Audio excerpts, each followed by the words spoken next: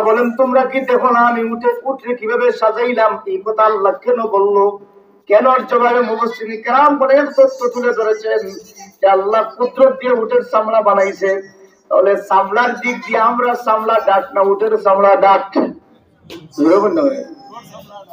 উটের চামড়া। তাহলে অনেক দৃষ্টিকোণ থেকে দেখা যায় আমাদের চাইতে অনেক প্রাণীর আল্লাহ মজবুত করে বানাইছে। শুধু এইভাবে না, উটের মধ্যে আল্লাহ রব্বুল আলামিন উট মরুভূমির মধ্যে বসবাস করে, পানির সংকট দেখা দেয়, কিন্তু আল্লাহ রব্বুল আলামিন উটের মধ্যে পানির একটা খনি অগ্রিম তৈরি করে দিয়েছে। উট যদি কখনো পানির একটা লাগাল পেয়ে যায় একাধারে এক টানে 14 দিনের পানি সে সংগ্রহ করে রাখতে পারে। সুবহানাল্লাহ। 14 দিন দৌড়াইবে, তার অসুবিধা হবে না। পানি ভিতরে আছে রিজার্ভ। বলে সুবহানাল্লাহ। পানি কোথায় আছে? ভিতরে রিজার্ভ আছে। আল্লাহ। তাহলে এই দৃষ্টিকোণ থেকে দেখা যায় আমরা থেকে উট সবল, ঠিক কিনা বলেন? আল্লাহ রাব্বুল আলামিন তামাম মাখলুকগুলোর মধ্যে পছন্দ করে মানব জাতিরে বানাইছে তার গোলামির জন্য। এজন্য আল্লাহ রাব্বুল আলামিন ওই মানব জাতির মধ্যে যারা ঈমানদার তাদেরকে আল্লাহ পছন্দ করে জানায় দিই, ইয়া আইয়ুহাল্লাযীনা আমানু, ও ঈমানদারেরা, তুবু ইলাল্লাহ, তোমরা আল্লাহর কাছে তওবা করো। তাওবাতান নাসুহা, পাকাপোক্ত তওবা করো, বিশুদ্ধ তওবা করো, নির্ভুল তওবা করো। এই কথাটা আল্লাহ কেন ঈমানদাররে ডাক দিল? মুফাসসিরিন কেরাম 3টা কারণ উল্লেখ করেন। আল্লাহ এই কথাটা বুঝিয়েছিল, ইয়া আইয়ুহান নাস তুবু ইলাল্লাহ, ও মানব জাতি তোমরা আল্লাহর কাছে তওবা করো।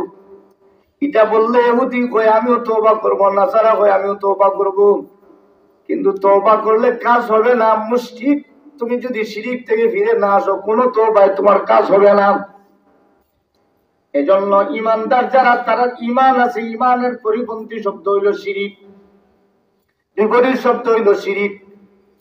এই শিরিক থেকে যারা বেঁচে গেছে তাদেরকে মুমিন ঈমানদার বলা হয়, তারা ঈমান গ্রহণ করেছে। আর ঈমানদার যারা হয়েছে এরা কখনো না কোনো সময় জাহান্নামের আগুন থেকে বেঁচে গিয়ে জান্নাতে ঢুকবে, কোনো সন্দেহ নাই। যাদের ভিতরে রাই পরিমাণ আর রেণু পরিমাণ ঈমান আছে এরা কখনো জান্নাতের ভিতরে ঢুকবে। আল্লাহ রাব্বুল আলামিন কেবলমাত্র ঈমানদারদেরকে ডাক দিয়ে বলেন, ও ঈমানদারেরা, তুবু ইলাল্লাহ, তোমরা আল্লাহর কাছে তওবা করো। ঈমানদারকে আল্লাহ কেন ডাক দিলেন? আল্লাহ রাব্বুল আলামিন বুঝাতে চাইলেন, ও ঈমানদারেরা, তোমরা ঈমান গ্রহণ করেছো, তোমরা জান্নাতের ভিতরে ঢুকতে পারবে, কিন্তু জান্নাতের ভিতরে ঢোকার জন্য পূর্ব শর্ত হইল সরাসরি ঢুকতে হইলে গুনাহমুক্ত থাকা লাগবে। কি মুক্ত থাকা লাগবে? গুনাহমুক্ত। আমরা যারা ঈমান এনেছি, ঈমান আনার পরে ফজরের নামাজ এখানে যারা আছেন কে বলেন কাজা করছেন? জিজ্ঞাসা করলে কিছু হাত উঠবে, হুজুর ঘুমে গেছে, ঠান্ডা হয়ে গেছে, এক ফজরের নামাজ কাজা করার কারণে আল্লামা যাকারিয়া রাহমাতুল্লাহ আলাইহি হাদিসের ব্যাখ্যার মধ্যে উল্লেখ করে বুঝেন, ও ঈমানদার, তুমি 2,88,00,000 বছর তোমার উপরে জাহান্নামের আগুন ওয়াজিব হয়ে গেছে। কত বছর? 2 কোটি পরিসংখ্যান বলতেছে। এটা হাদিস না। বলবেন যে হুজুর আপনি আরেকটা লিয়ে বলেছেন। এটা হাদিসের ব্যাখ্যারে রিচার্জ করে বলতেছেন আনুমানিক হারে যে আল্লাহ এত বেশি জাহান্নামের আগুনে জ্বালাইবে, 2,88,00,000 বছর জাহান্নামের আগুনে জ্বলবে একক নামাজ কাজা করার কারণে। কয়ক নামাজ কাজা আছে কি দেখি মসজিদের মধ্যে? বলতে পারবেন? বলবো আমরা কেউ খাজা নাই। আমারও খাজা আছে, আমারও খাজা আছে। কোন ক্ষেত্রে এখন না, এক সময় তো হয়ে গেছে। তাহলে নামাজ কাজা করার কারণে যে জাহান্নামের আগুনে জ্বলতে হবে, কিন্তু আপনি ঈমানদার, ও ঈমানদার, যতক্ষণ পর্যন্ত এই নামাজের গুনাহটা থেকে তুমি মুক্তি না পেয়েছো ততক্ষণ পর্যন্ত জান্নাতে যেতে পারবে না। এজন্য এই গুনাহটা তোমার জান্নাতে যাওয়ার জন্য বাধা হয়ে গেছে। এই গুনাহ থেকে যতক্ষণ পর্যন্ত মুক্তি না পাবে জান্নাতে যেতে পারবে না। শর্ত হইল গুনাহ থেকে কোনো গুনাহগার জান্নাতে যেতে পারবে না। কোনো গুনাহগার গুনাহ নিয়ে জান্নাতে যেতে পারবে না।